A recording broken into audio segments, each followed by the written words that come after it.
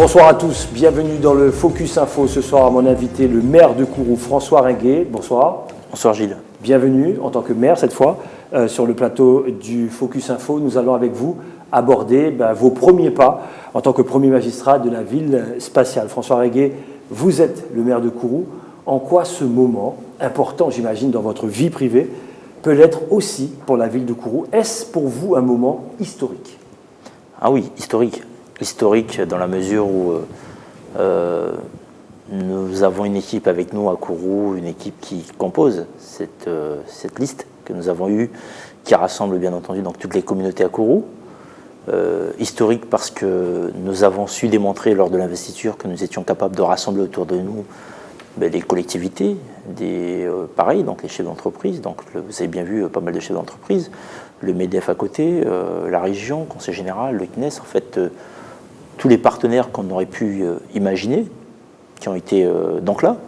Donc historique pour la ville de Kourou, j'ai beaucoup d'appels des personnes qui veulent s'installer sur Kourou, des chefs d'entreprise qui veulent s'installer, qui veulent investir. Encore une fois, ce matin, c'était ça. Pourquoi? C'était pas le cas avant? Non, c'était pas le cas avant. Malheureusement, comme je le dis à chaque fois, sur l'orientation qui était proposée par rapport à avant, l'ambiance qui régnait sur Kourou, on l'a vu depuis de nombreuses années. Donc beaucoup de personnes partaient vivre sur d'autres communes ou encore des chefs d'entreprise qui se délocalisaient. Et aujourd'hui, c'est l'inverse. Aujourd'hui, on m'envoie des messages. Est-ce que je dois vendre ma maison et rester à Kourou? Est-ce que je peux m'installer à Kourou? Donc c'est vraiment une ouverture incroyable. Je n'imaginais pas ça comme ça. Je me disais que les gens voulaient quand même revenir sur Kourou, mais là aujourd'hui c'est autre chose. On voit que la population a le sourire. C'est même impressionnant. L'émotion était grande lors de l'investiture. On va voir les images. Votre premier ressenti, l'écharpe, lorsque on vous nomme officiellement maire de Kourou, qu'est-ce qu'il y avait dans votre esprit? Je veux dire, pas grand-chose. Je pensais beaucoup à mes parents. Vos parents ma mère, qui sont plus là? Voilà, mes parents qui sont plus là. Ma mère qui est décédée, j'avais 11 ans.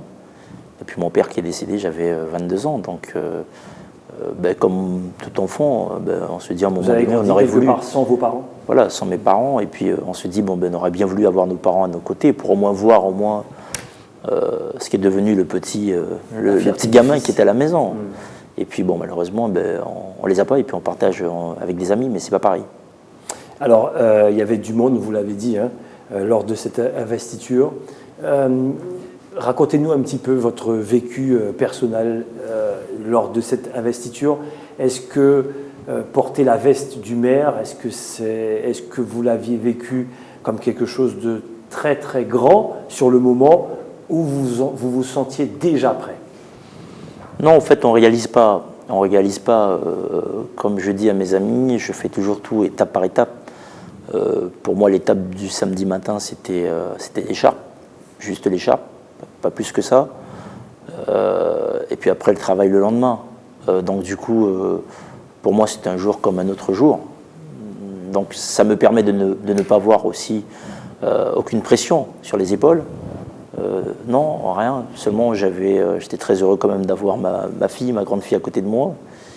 Et puis ma petite fille aussi, pareil, qui me regardait, qui était là. C'était un moment que je voulais partager avec mes deux filles, sans me mettre de pression. Mais c'est vrai qu'à un moment donné, on a quand même le trac. On se dit, au moment des votes, on se dit, est-ce qu'on aura vraiment 27? Est-ce qu'il n'y a pas un? Ou est-ce qu'il n'y a pas quelqu'un qui va se tromper? On se souvient à l'époque des régionales. La pression continue. La pression continue. Voilà, pareil. Et puis on se dit, voilà, tout le monde nous regarde. On n'a même pas le droit de se gratter la tête, rien du tout, parce qu'on a toutes les caméras sur nous. Mais c'est vrai que moi je dis, aller en campagne, la politique, c'est un moment à vivre dans la vie. C'est vrai que c'est très dur, c'est très dur. Même psychologiquement, moralement, c'est très très dur. Un débat, c'est très très dur, c'est même violent même, je veux dire. Mais il faut le vivre. Il faut le vivre, et puis c'est la vie. Quel mot aujourd'hui pour l'ancien maire de Kourou? Je lui dis qu'il a été courageux. Il a été courageux, comme le font certains hommes politiques, comme nous on arrive. Il a été courageux de se battre, parce qu'on se bat. Il s'est battu pendant 18 ans sur Kourou. Il a vécu donc plusieurs élections. Donc je dis que c'est un homme courageux. Hein. Après, maintenant, nous n'avons pas les mêmes visions politiques, nous n'avons pas les mêmes orientations. Mais je respecte quand même son parcours. Hein. Aujourd'hui, c'est un Courrousien qui a été maire pendant 18 ans. Il est encore sénateur. Il a été conseiller régional. Je respecte son parcours, tout simplement. Voilà, donc c'est bien pour cela que je l'ai salué. Hein. Vous avez bien vu les images. Et pour moi, M. Antoinette reste M. Antoinette, celui qui s'est battu pendant 18 ans pour défendre sa vision. Et puis maintenant, c'est une nouvelle génération qui arrive. On arrive avec d'autres visions, d'autres orientations, on les propose pour la ville, et puis la ville a adhéré sur notre projet. Puis maintenant, c'est à nous de faire nos preuves. Il est aujourd'hui dans l'opposition, on voit comment ça se passe à Matoury, c'est tendu, c'est électrique, l'impression que ce n'est pas fini. À Kourou, comment ça se passe avec l'opposition? Alors même si vous n'avez pas encore véritablement tout mis en place, le travail et les premiers conseils, comment vous sentez la chose? Et ça, c'est la première question. Et comment vous voulez travailler avec l'opposition? Mais vous savez, l'opposition reste l'opposition, hein, en général, on va dire. Quand elle est forte, c'est bien, ça permet un équilibre, non? Oui, ça permet de recadrer aussi. Ça permet aussi parfois donc, de recadrer aussi donc, la vision que nous, on avait du côté de la majorité, enfin des majorités. Et puis l'ambiance sur Kourou, bon, une ambiance très froide. Hein. On voit bien, dans les couloirs à la mairie, c'est vraiment silence complet. J'ai fait une première réunion avec les agents de la collectivité, c'était lundi, avec tous les élus de la majorité. On a bien vu, hein, donc j'ai fait un discours quand même en rassurant donc, les agents de la mairie que j'étais aussi puisque j'ai travaillé à la mairie de Kourou pendant plus de 13 ans. Donc c'était juste un de leurs collègues qui leur parlait, et que ce message a été très bien perçu par ceux qui étaient là, même qui étaient contre nous. Je leur ai dit que voilà, ça fait partie de la démocratie. On peut être contre un candidat et puis après le lendemain travailler ensemble. Et ça a été très, très bien perçu. Dans certaines communes, ça démarre comme ça, puis après les choses, on imagine, s'apaisent. Surprise de la place de premier adjoint. Petite explication, ami d'enfance? Oui, ami d'enfance. Françoise Frédoc et moi, nous sommes des amis d'enfance. Voilà. Depuis le plus jeune âge. Et puis voilà, donc j'ai voulu quelqu'un à côté de moi qui soit... Vous disiez effectivement, pas forcément l'expérience politique, mais l'expérience du terrain et quelqu'un qui a envie. Voilà, moi quand je suis rentré en politique, j'avais toujours accompagné des hommes politiques depuis 1994 avec, comme je disais, donc Patrice Cataï, tout ça. Puis d'autres, hein, Jean-Étienne Antoinette, Robert Puccia, Rodolphe Alexandre, Christiane Taubira, donc j'aimais ça. Et puis j'étais pas un homme politique, j'étais un homme de terrain. Donc avoir quelqu'un à mes côtés qui n'avait pas l'expérience politique, mais qui aimait tout simplement se retrouver avec la population kouroussienne, c'est la vision que j'ai toujours voulu avoir une personne comme ça à mes côtés. C'est mon choix. C'est mon choix aujourd'hui, elle est là, première adjointe. Ensuite, puis, Gilles Dufay, Isabelle Niveau. Oui, Gilles Dufay et Isabelle Niveau, puisqu'on avait déjà discuté longuement, et ça n'a pas gêné ni Gilles Dufay ni Isabelle Niveau d'être en troisième ou en quatrième, en deuxième ou en troisième position. C'est comme vous l'aviez dit sur ce plateau, tout s'est bien passé véritablement en coulisses. Oui, en fait, ça se passe bien parce que dès le départ, quand on promet rien aux gens dès le départ, c'est très important. Ça veut dire qu'on est simple, on discute, on est là pour parler de Kourou. L'équipe que j'avais à côté de moi, cette équipe que j'ai pu réunir autour de moi pour créer une liste, dès le départ, j'ai toujours expliqué que moi, je venais travailler pour la ville de Kourou, non pas pour des intérêts perso. Et pareil, avec Gilles et Isabelle, c'était la même vision. On vient travailler pour Kourou. Isabelle Niveau a une très belle expérience qu'on peut partager et mettre en place en tous les cas pour la ville de Kourou. Pareil pour Gilles aussi, sur la partie en rue. Et je crois que ça peut être vraiment qu'un plus pour la ville de Kourou. Quand on regarde ce qui s'est passé justement à Kourou et à Matoury, hein, des éléphants sont tombés, on peut le dire. Quelle est votre analyse sur ce changement? L'électorat guyanais a changé, les jeunes en parlaient? Je crois que les jeunes en parlaient. Je crois que les jeunes en parlaient. Je ne voudrais pas commenter Matoury puisque je n'ai pas suivi les débats sur Matoury. J'ai rien suivi sur Matoury parce qu'on était en campagne. Mais en tous les cas, pour Kourou, les jeunes en parlaient. On voit bien, on l'a vu. Moi, j'étais présent pendant plus de 3 ans. Comme je l'explique, une campagne, ça ne se prépare pas 1 mois ou 2 mois avant.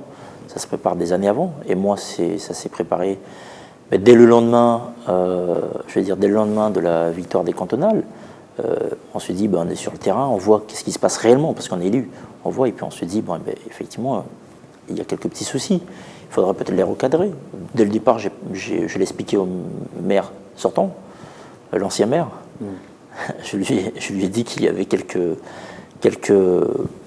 anomalies, quelques points à recadrer. Malheureusement, je n'ai jamais été entendu. Donc à un moment donné, on passe à l'action. Hein. On passe à l'action, on se présente aux élections. Mais ce qui se passe, c'est qu'on a déjà fait du terrain. Vous avez bien vu, hein, à chaque fois, il y avait un problème sur Kourou dans les quartiers, j'étais toujours présent. Et je le suis encore. Et pareil, maintenant sur les finances de la collectivité départementale aussi, pareil, j'étais présent, je suis encore présent, très présent. Et tout ça fait qu'on est là, on existe en tant qu'homme politique. Vous savez que nous sommes dans les années 2000, nous sommes en 2014, on n'est plus dans les années 80-90, où les gens étaient patients, voulaient toujours laisser le temps à un homme politique de mener sa politique. Ce n'est plus le cas aujourd'hui. Les gens sont devenus impatients. Lorsque quelqu'un s'installe, ils veulent du changement tout de suite. Comment vous allez communiquer? Comment vous faites là pour jouer sur l'impatience de la population kouroussienne? Je reprends comme tout à l'heure. Moi, j'ai toujours fonctionné de manière suivante. Je fais toujours étape par étape. Donc aujourd'hui, nous sommes sur la phase d'installation. Je sais que beaucoup de personnes souhaitent nous rencontrer et discuter avec le maire, le nouveau maire, etc. D'autres avaient déjà pris des rendez-vous et attendent déjà pour passer sur des opérations ou encore des projets perso. Et moi, je leur explique attendez, nous on s'installe avant. On se prépare aussi par la phase audit, donc l'audit de la collectivité, parce que nous n'allons pas reprendre une collectivité comme ça du jour au lendemain et foncer droit dans le mur. Après, non, il y a des étapes à franchir, donc l'audit, le budget avant le 30. L'état du budget alors de la ville? L'état du budget, je disais que c'était catastrophique avant les élections. Aujourd'hui, vous avez mis le nez dedans? Aujourd'hui, j'ai mis le nez dedans. C'est pire que catastrophique. Ah. C'est vraiment inimaginable, franchement. Je ne suis pas là pour faire un jeu politique, mais je ne pensais pas que ça allait être aussi grave que ça. Donc on a vu des jeux comptables qui se sont exercés depuis de nombreuses années. Le travail n'est pas fini. Il va falloir redresser la barre. Il faut redresser. Il faut redresser. La mairie de Kourou n'est même pas droit au mur. Le mur s'est déjà écroulé sur Kourou. À ce point. Et aujourd'hui, j'ai pas envie de rire quand je le dis, parce que quand j'ai pu aujourd'hui, maintenant qu'on a accès au dossier, quand on voit... C'est pas l'impression qu'on avait. Ah oui, c'était pas l'impression. Même moi j'avais l'impression que, malgré les quelques chiffres que je donnais, que c'était déjà énorme. Mais c'était incroyable. Bon, enfin, vous aurez le temps de découvrir tout cela. On aura l'occasion. Mais franchement, je ne comprends pas aujourd'hui comment des élus, maires, etc., ça donne à ce genre de jeu. Mais c'est catastrophique, que ce soit pour les Kouroussiens, pour les habitants des communes, etc. Je crois qu'il faut qu'on soit clair dans les actions qu'on souhaite mener et de dire la vérité à la population. Quand il n'y a pas d'argent, on ne lance pas des opérations juste pour faire de la communication. Quand on n'a pas d'argent, on dit qu'on n'a pas d'argent, tout simplement. Après, à un moment donné, la population peut comprendre la réalité des choses. Quand on n'a pas d'argent, on n'embauche pas pour dire qu'on embauche. Quand on a un budget de fonctionnement qui est déficitaire, on se dit attention, peut-être faudrait lancer un plan de restructuration. Et c'est que là, on va pouvoir faire marcher la machine, mais il faut faire très très attention. Et là, Kourou, vous allez entendre, puisque nous sommes sur la phase, nous avons travaillé aujourd'hui pendant quasiment une bonne journée, et moi ce que j'ai vu aujourd'hui, je dis non, là c'est grave. Votre premier chantier, au-delà même, audit bien sûr, ce qui est normal, première idée, premier chantier à Kourou?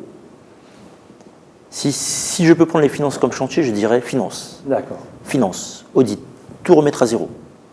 Payer les entreprises, pour commencer. Vous l'avez souvent dit lors des débats. Il faut payer les entreprises.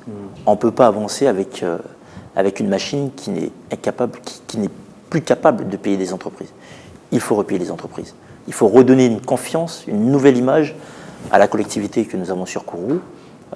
Et pour cela, il faudra faire des arbitrages dans les services. Donc expliquer aux chefs de service que, attention, à partir de 2014, on ne peut plus dépenser comme on dépensait auparavant. Donc c'est étape par étape. comme j'ai su le démontrer au sein du Conseil général, retravailler sur l'arbitrage et peut-être attendre 1 an, voire 2 ans vraiment pour se lancer sur d'autres choses. Mais sinon, continuer sur les opérations qui sont aujourd'hui cofinancées, qui ont été lancées par l'ancienne équipe, voilà, puisque ça a été cofinancé déjà. Mais sinon, les nouvelles opérations, il faudrait peut-être attendre 2015, voire 2016, puisque là, nous n'avons plus d'argent. On ne peut pas se permettre de s'amuser et de faire de la com, donc déposer des premières pierres un peu partout dans tout Kourou, et de ne pas pouvoir sortir les projets réellement, ou encore les terminer. Ça veut dire qu'aujourd'hui, les Kouroussiens attendent de vous beaucoup de projets, et aujourd'hui, vous dites qu'il n'y a pas d'argent. Comment ils vont prendre Alors vous dites sûrement la vérité, mais vous préférez jouer ce jeu-là? Ah oui, je préfère jouer un jeu un jeu qui... Je dis la vérité aux Kouroussiens.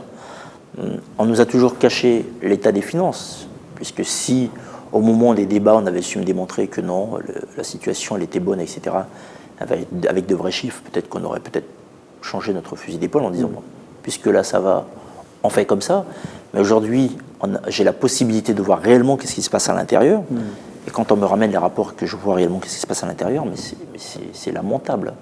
C'est lamentable. On a tué des Kouroussiens. Aujourd'hui, François Reguet, à qui vous voulez dire merci? Les Kouroussiens. Les Kouroussiens, merci aux Kouroussiens qui nous ont fait confiance. Je voudrais dire aussi donc, merci aux Kouroussiens qui se sont déplacés, qui ont voté contre nous ou qui se sont tout simplement déplacés, puisque c'est un jeu de démocratie.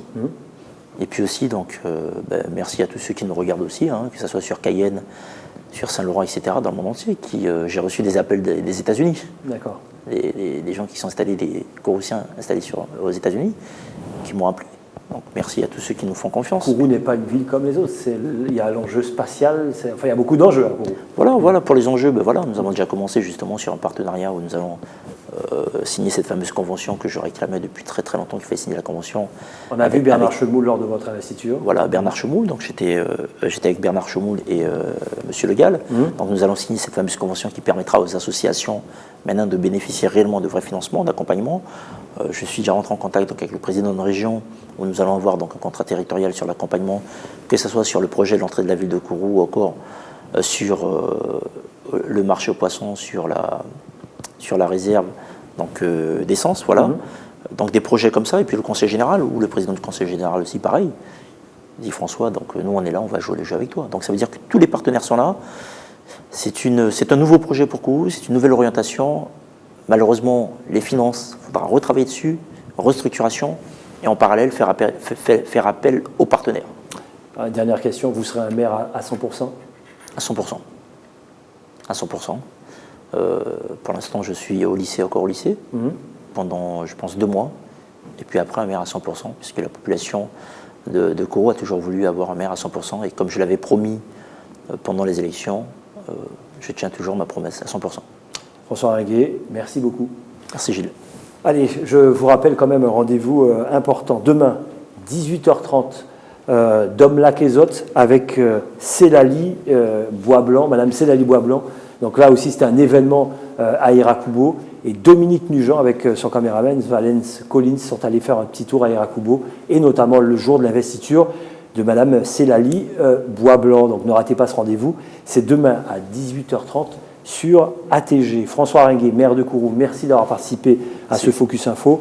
On se donne rendez-vous quant à nous demain. Demain, je reçois justement Dominique Nugent dans le Focus, qui viendra nous parler des secrets de fabrication du Domlac-Ezotte, une émission dont tout le monde parle. Le journal de TF1 à venir, la femme du révérend et Haïti Newsweek. C'est comme ça qu'on se dit au revoir, passez une excellente soirée et à demain.